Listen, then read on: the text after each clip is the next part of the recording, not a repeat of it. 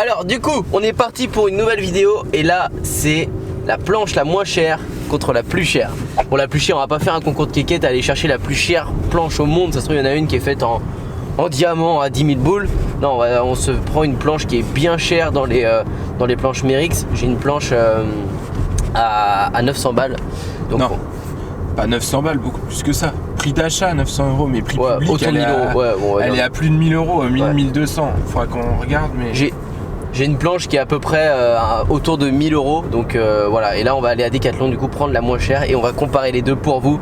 Qu'est-ce que sont vraiment les différences entre ces deux types de boards? Est-ce que ça vaut le coup de mettre 1000 € de plus ou pas? On est parti, go! On arrive du coup à Decathlon. Regardez-moi ça sur la droite, quelle belle bâtisse. Oh.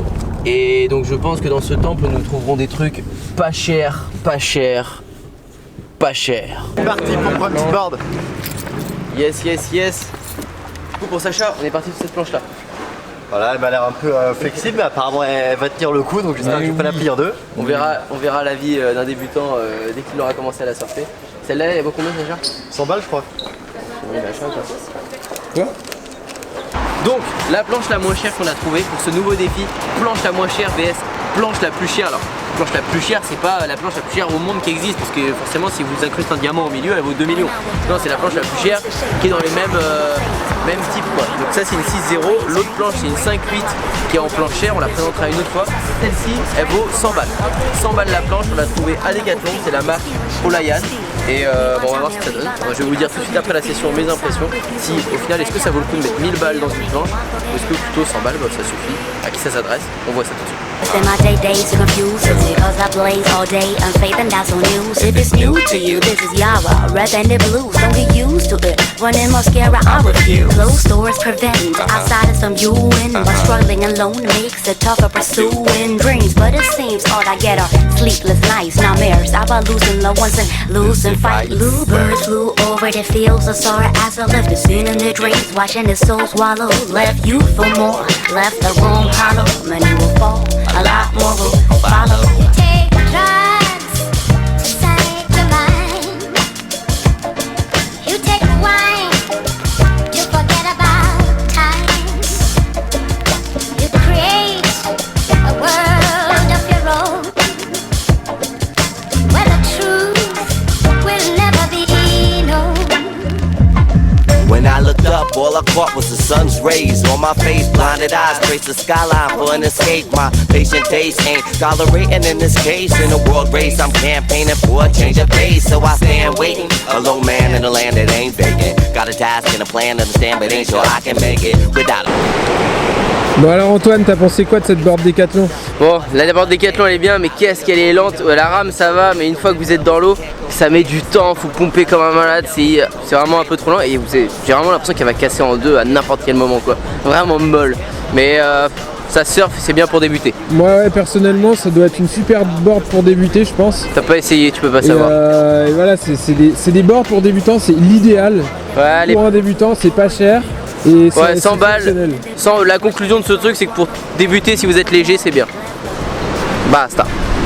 Bonzer 3D de chez Merix. Alors je l'ai reçu juste avant de partir à Osgore, on n'a pas eu le temps de tourner la vidéo pour, mais j'ai mis du temps à le recevoir, il a fallu, je crois c'était 8 à 12 semaines pour le shipper, donc ça a été très long. Je pense que c'est dû à la difficulté du shape, parce qu'avec les deux channels qu'il y a derrière, c'est hyper compliqué à mon avis au niveau du shape. Ils n'ont peut-être pas l'habitude, peut-être pas le patron pour le faire, j'en sais rien. Mais ça a mis du temps à arriver. Et si vous en avez déjà une, si vous avez déjà commandé cette planche, dites-moi si vous aussi ça a mis du temps à arriver. Parce que moi ça a été particulièrement long quand même. Donc là, cette board là, moi je l'ai prise en 5-10, 20 1 8e, 2, 3 16e et en 31 litres 5, c'est ça. Je l'ai surfé à Osgore. Ça a été une board géniale. J'avais peur moi déjà du single, des tout petits twins et tout, je savais pas, j'avais peur de devoir la revendre directement après, mais je voulais l'essayer. J'adore le shape, je la trouve super belle et je voulais essayer. Et bizarrement, ça a été une planche géniale, une des meilleures planches que j'ai jamais surfé. Pourquoi? Parce que là on le verra pas ici en vidéo, mais là elle a un énorme channel, un énorme kick à l'arrière et c'est un truc de malade au niveau de la vitesse.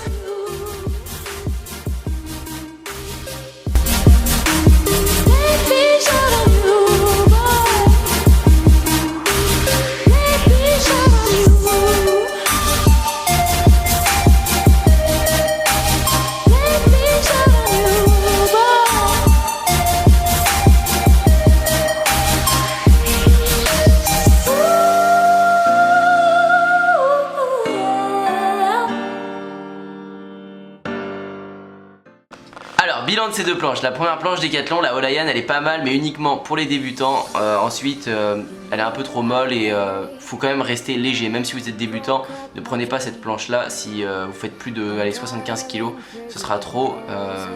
Même si vous commencez à vous débrouiller bien, autant prendre une bic en 7 pieds 3, ce sera beaucoup mieux. Mais elle peut être bien pour travailler ses premières manœuvres, elle reste assez maniable, donc ça peut être intéressant. Superboard, elle a de la vitesse, elle est nickel. Après, est-ce que s'il y a besoin de mettre 1000 € dans une planche pour avoir les mêmes sensations? Non, je pense pas. Il y a d'autres planches qui vous allez avoir le même ressenti pour des 600, 700 €. Déjà la biscuite normale chez Merix qui va être dans des prix un peu plus abordables, 700, 800 €. Vous pouvez déjà économiser 200, 300 €, ce qui est pas rien, et vous allez avoir à peu près les mêmes sensations de glisse. Et dans d'autres marques, je crois qu'il y avait la Psycho Candy ou une autre chez RT par exemple, où il y avait des Chanel, je dis peut-être une bêtise, mais regardez chez d'autres marques, dès qu'il y a des Chanel, c'est pas forcément aussi cher que 1000 ou 1200 €. Ça reste peut-être un peu trop cher. Après, c'est une très très bonne board et je l'adore cette planche. Donc, ce qu'il faut retenir, pour les débutants qui commencent à bien se débrouiller ou des débutants légers, ça peut être très bien la première planche Olayan à 100 €. Ensuite, la planche extrême un peu à 1000, 1200 €. Ça peut être bien pour faire un plaisir, c'est un bel objet, elle est belle, mais en termes de surf, vous pouvez trouver équivalent à un peu moins cher. Voilà, j'espère que cette vidéo elle vous a plu. Si ça vous a plu, mettez un gros commentaire dans la description, juste en dessous de la description, mettez un like, abonnez-vous à la chaîne et on vous dit à bientôt pour une prochaine.